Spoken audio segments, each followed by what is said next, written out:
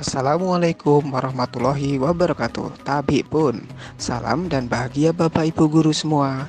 Saya Aris Sudianto, calon guru penggerak Angkatan 8 SMP Negeri 12 Krui, Kabupaten Pesisir Barat.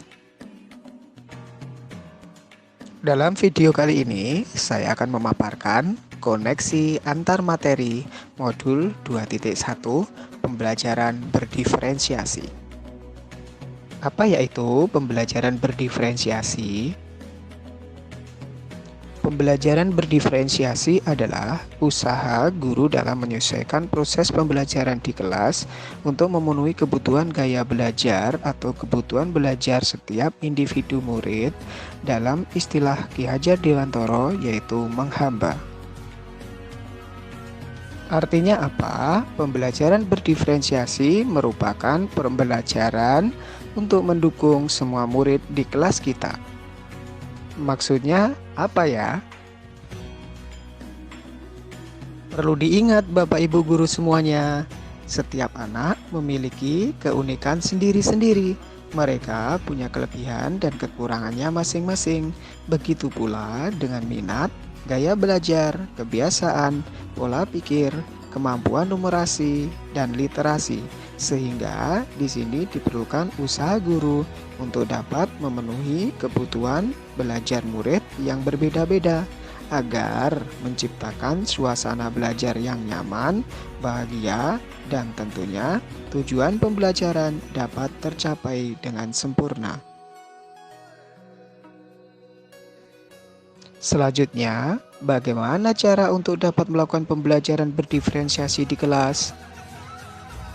Agar dapat melakukan pembelajaran berdiferensiasi, guru harus memahami tujuan pembelajaran, mengetahui dan merespon kebutuhan belajar murid, menciptakan lingkungan belajar yang mengundang murid untuk belajar, melakukan manajemen kelas yang efektif, dan melakukan penilaian berkelanjutan. Berkaitan dengan kebutuhan belajar murid, guru harus memahami 3 aspek berikut ini. Yang pertama, kesiapan belajar murid atau readiness. Yang kedua adalah minat murid. Dan yang paling penting adalah profil belajar murid. Yang pertama adalah kesiapan belajar murid atau readiness. Mengharuskan guru untuk menilai pengetahuan awal dan menentukan apa yang telah murid ketahui dan di mana murid berada. Yang kedua adalah minat murid. Minat setiap anak pasti berbeda-beda dan anak memiliki talenta sendiri-sendiri. Minat merupakan salah satu motivator penting bagi murid untuk terlibat aktif dalam proses pembelajaran sehingga bisa menyenangkan. Yang ketiga atau yang terakhir adalah profil belajar murid. Profil belajar murid berkaitan dengan lingkungan, budaya, gaya belajar, dan kecerdasan majemuk. Profil belajar murid sangat berbeda antara anak satu dengan anak lainnya.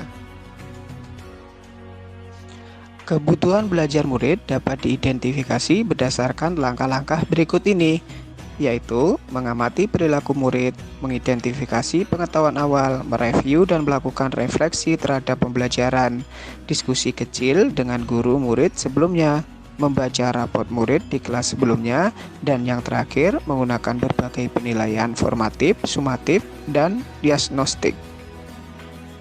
Strategi untuk mendiferensiasi pembelajaran antara lain dengan cara diferensiasi konten, diferensiasi proses, dan diferensiasi produk. Diferensiasi konten berkaitan dengan apa yang kita ajarkan seperti materi, konsep, atau keterampilan yang perlu dipelajari berdasarkan capaian kurikulum. Mendiferensiasi konten bisa dilakukan dengan cara membedakan pengorganisasian atau format penyampaian, bukan mengubah atau menurunkan standar kurikulum. Diferensiasi proses merupakan kegiatan yang memungkinkan murid berlatih dan memahami atau memakai konten sebagai sumber belajar dengan cara membedakan proses yang harus dijalani oleh murid. Diferensiasi produk merupakan bukti yang menunjukkan apa yang murid telah pahami dengan cara membedakan atau memodifikasi produk sebagai hasil belajar murid, hasil latihan, penerapan, dan pengembangan apa yang telah dipelajari atau uji petik produk. Selanjutnya, adakah keterkaitan antara modul pembelajaran berdiferensiasi dengan modul-modul yang lainnya? Tentu saja ada keterkaitan antara modul berdiferensiasi dengan modul-modul yang lainnya.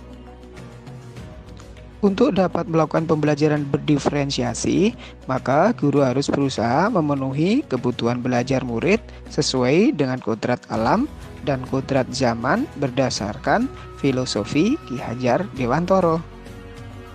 Dalam melakukan pembelajaran berdiferensiasi, seorang guru penggerak harus berpihak pada murid, reflektif, mandiri, kolaboratif, dan inovatif untuk menciptakan pembelajaran berdiferensiasi agar dapat memenuhi gaya belajar atau kebutuhan murid. Dengan demikian, seorang guru bergerak dapat mewujudkan kepemimpinan murid dengan menuntun murid sesuai dengan kodratnya, bahagia dan merdeka seutuhnya menjadi manusia. Hal ini sesuai dengan nilai-nilai dan peran guru penggerak.